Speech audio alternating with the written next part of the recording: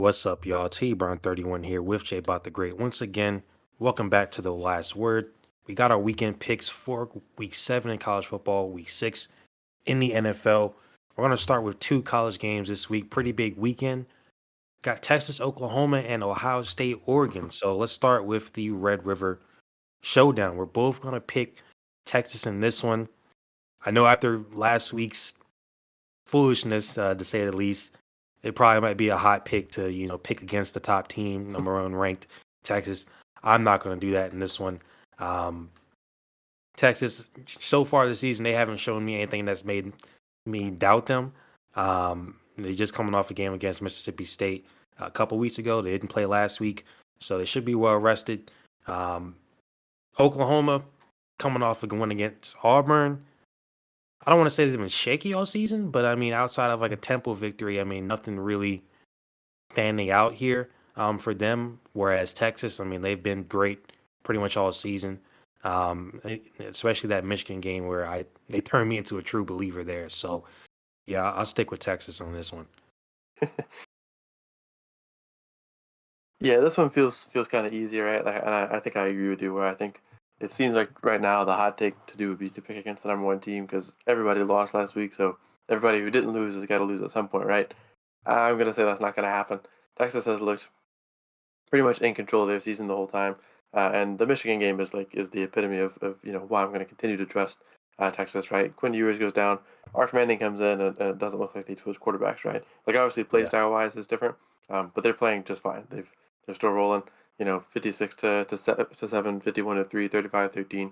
All these are easy. Oklahoma, I think I agree with you. I don't want to imply they've been shaky, but nothing really like sways me, right? Like they battle with Tulane, they battle with Houston, they battle with Auburn, they lost to Tennessee, they crushed Temple. But no hate to Temple, but that just doesn't feel like the craziest accomplishment. Um, so for me in this one, I feel like Texas has been on a roll. I'm not really sure that. I think I've made this case. I don't think they entirely should have dropped out of the number one spot, but it's hard to not put Alabama up there. But I think Texas deserved to get back in it, and I think they're going to hold Yeah. on to it for another week. Going over to Ohio State and Oregon, we're actually going to split on this one. This is a tough one. I'm going to take the underdog in this one. I'm going to take the Oregon Ducks. Both of these teams are 5-0. Both these teams are doing well. Oregon has had a pretty solid last 5. They battled with Boise State, but Ashton Jonte put a strain on them. Ohio State has crushed pretty much everyone they've played. These two teams feel like they're both rolling. Feel like nothing can really get in the way of their success, except of course matching up against each other right here. I don't know.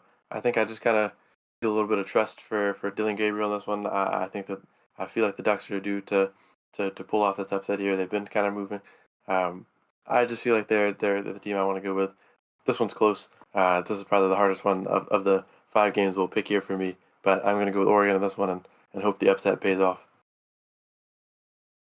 Yeah, I was so close to picking Oregon. I wouldn't say I've been critical of Ohio State, but I mean, I've made the joke that many people have made that Ohio State for the first 3 games of the season, um, 4 weeks into it, basically playing a preseason. I mean, outside of Marshall challenging them on that first drive, like it really wasn't much resistance for Ohio State the first couple weeks.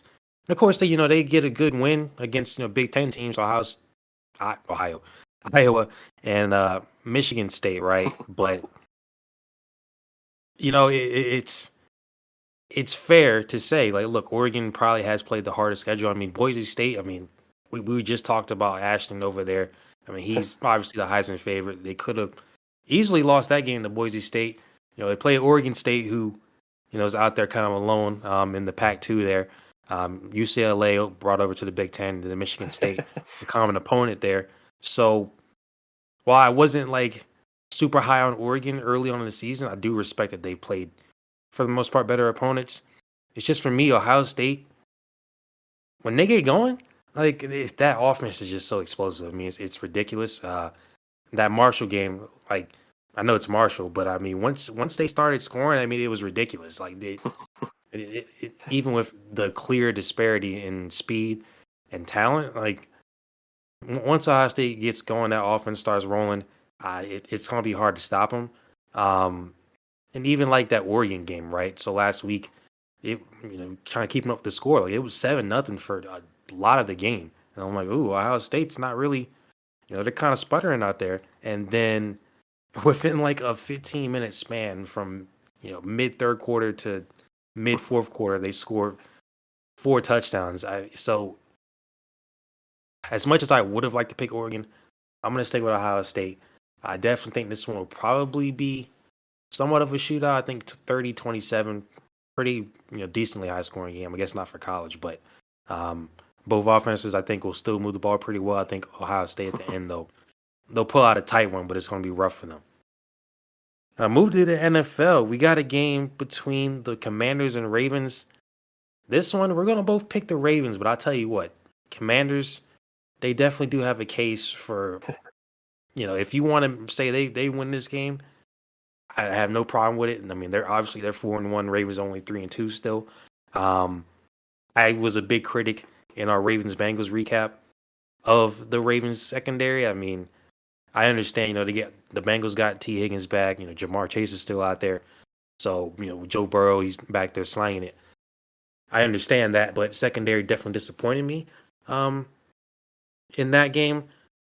With that being said, though, I would still give the slight edge to the Ravens in this one. I see Brian Robinson Jr. is questionable. If he, depends on if he's going to play. Questionable is always kind of weird on these injury reports, especially 2 days out. It's seeing like Marvin Humphrey. Obviously, if you're missing Marlon Humphrey out there, that's going to be a problem too. For a Ravens secondary that's already not looking good. But I think as great as Jaden Daniels has been, so far this season, I just think Lamar, Derrick Henry, and that Ravens offense will be good enough to kind of overcome their secondary issues and get a win. Yeah, I think I've been a pretty big talker for the Commanders this season so far. I'm a big fan of Jaden Daniels. I've loved the way he's been playing. I think they're going to pose a really big threat to the Ravens, especially a Ravens team that may not have Marlon Humphrey, or a Ravens team that just came off of a battle with the Bengals. I think this Commanders team is set up in a good moment here to make a run at the Ravens. They got a great high flying offense. Their defense against Cleveland and Arizona was able to finally stop them from doing something. The defense kind of woke up a little bit. I think Jaden Daniels and Terry McLaurin have been playing well, and Brian Robinson Jr. has also been good. I think he poses a threat for the Ravens if he's healthy, but if he's not healthy, it doesn't look that good.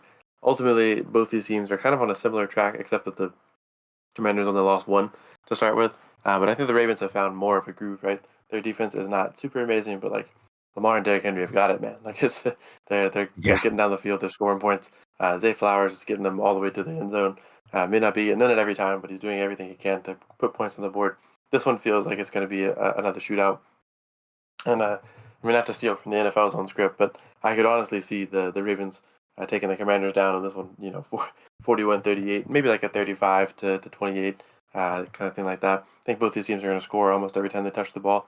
You might adjust that score a little bit for field goals, but this feels like the Ravens are going to take this one in a close one. But it won't be anything the Commanders should be upset about, unless they completely fall off formula and get crushed, which I don't really see happening. This would be a good game. This is another Ravens game where I'll say like, man, I can't believe this is at 1 p.m. But yeah, this one should be good. I look forward to it. Speaking of should be good games, got the Detroit Lions against the Dallas Cowboys. Both of us will be taking the Lions in this one. We picked against the Lions a few weeks ago, taking the Seahawks, or actually just a week ago. That didn't work, or yeah, 2 weeks ago, bye week. That didn't work out very well. 42-29, Lions came out on top. I won't speak for both of us, but for me in this one, I think I gotta repent a little bit. The Cowboys are like, I can't say bad, but they struggle against Pittsburgh. They struggle against the Giants. They struggled and lost to Baltimore. They get crushed by the Saints. Understatement. The Lions, yeah, the Lions have had a weird, season as well. They also were pretty close with the Steelers, and then or that was a preseason. Sorry, they were pretty close with the Rams, which now looks really bad because the Rams look horrible. They fought against the Cardinals, but I just feel like these are two teams that are going to be gritty. They're going to be tough. They're going to kind of be in a battle of like, we've had weird seasons, and we need to look for a big win. I don't think either one will get this big win here, but I do think that the Lions with Jared Goff, Jahmyr Gibbs, Jameson Williams, Amon-Ra St. Brown, that defense, Aiden Hutchinson, I think they're going to make a big splash here. We could probably see like a 20 to 14, maybe like a 24 to 17 type of victory for the Lions. I just think they're going to be a little grittier.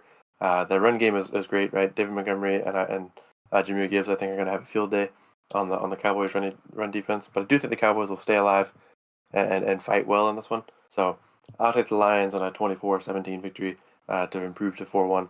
Put the Cowboys in a bit of panic mode. Yeah, I'd probably call it the same kind of score. Something that one of our, at least my favorite players, I'm sure probably one of yours, being a Panther fan all these years.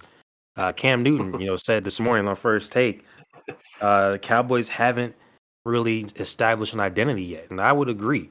Yeah. They're 3-2, so it's not like just the end of the world. I think it's just the fact that we still have those two home losses against the Saints and the Ravens on our minds here. They've won two straight games since then. It's just the fact that they haven't really been super impressive in either of those games on offense. Defensively, even missing guys on defense, especially last game, they've held teams, under 20, 4 out of the 5 times this year. So, well, excuse me, 3 out of the 5 times, I should say, in their 3 victories. But I would agree. Like, I just don't know what the Cowboys really do right now. Like, they're obviously not running the ball. They're not playing great defense. I mean, sure, the scoring obviously, but like run defense still hadn't really been there. And you're playing against the Giants and Steelers last week, like not offenses that we consider to be on fire every week.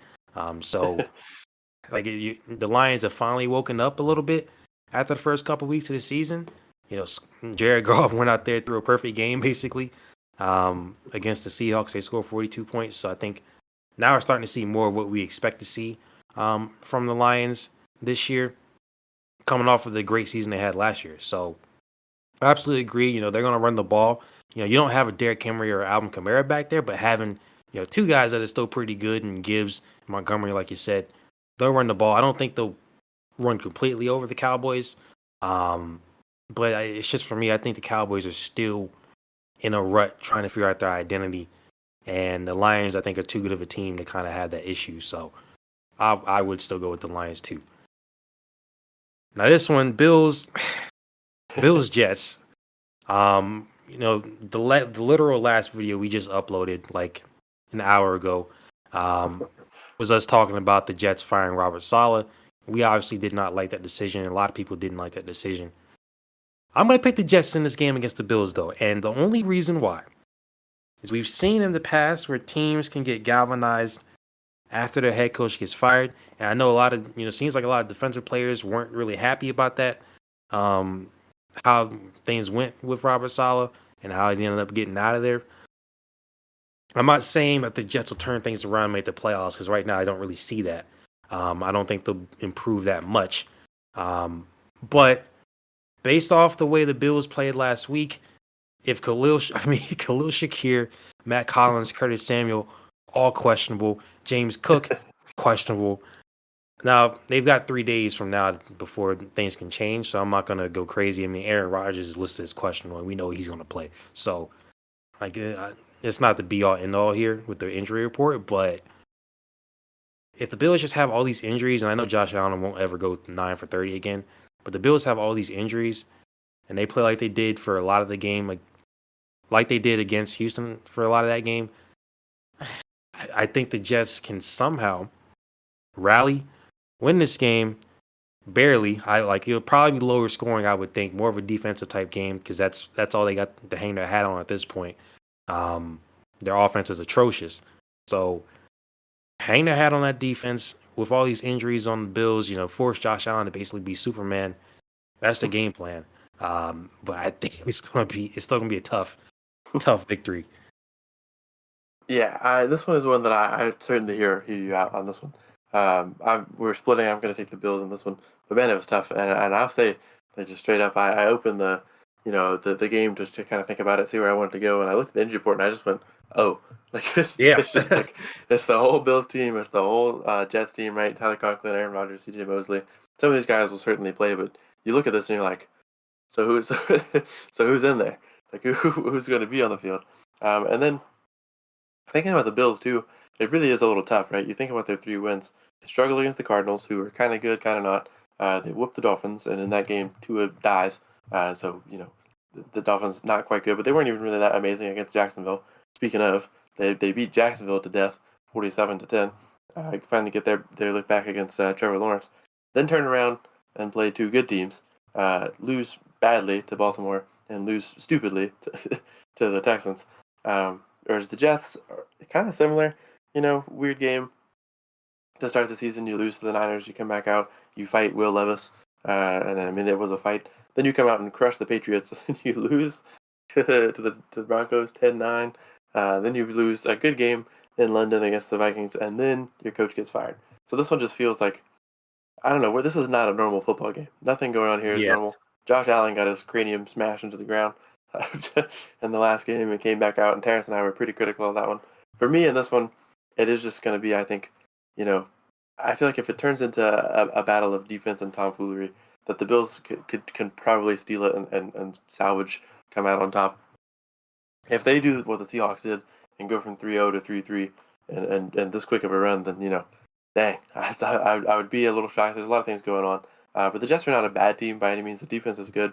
It's going to be weird to see what they do without Salah there, but I think the chance that they rally and steal us from the Bills is high. I'm just going to say that 2 losses back to back against good teams. The Bills have got to lock in. It's time to get a win back, or maybe it starts to get a little worrisome. The only benefit the Bills have right now is the division they're in. So, they could lose this and the Jets would steal it from them, right? Like the Jets win this and they're going to be on top for sure. But Miami, New England, probably not in the race. So the Bills wouldn't have to panic too much, nor would the Jets with the loss here. But I feel like this is the moment where the Bills are going to be tested. I do think it's going to be low scoring. Honestly, I would take like a weird like 12-9 field goal battle where these two offenses can't really get super, super far down. But one defense slips up just a little too much, allows one extra field goal, and it's over. I'm going to take the Bills in this in a narrow one, but I don't think this would be as shocking for the Jets to win as people may think. So should be. I don't know if I would say a good game, but it should be definitely a defensive battle. I like defense, but sometimes if a game's all defense, I'm probably going to switch to a different game. So I wish these two teams well.